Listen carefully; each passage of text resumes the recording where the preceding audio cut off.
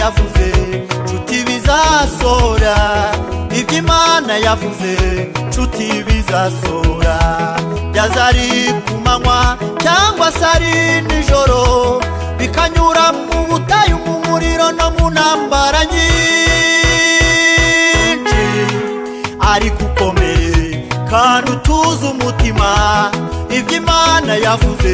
nshuti bizasura naho byaza vuba cyangwa se bigatinda iby'Imana yavuze nshuti bizasora iby'Imana yavuze nshuti bizasura byazari kumanywa cyangwa se ari nijoro bikanyura mu butayu mu muriro no mu ntambara nyinshi ariko ukomere kandi utuze umutima iby'Imana yavuze nshuti bizasura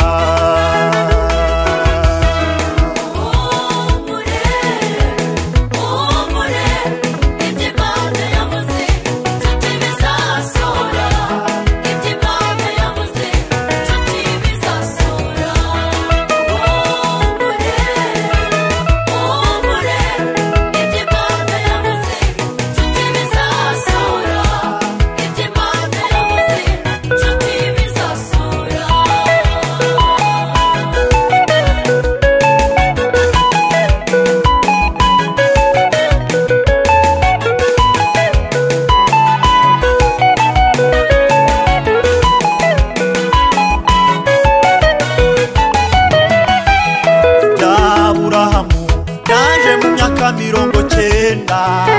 ibya Yosefu byaje avuye muri gereza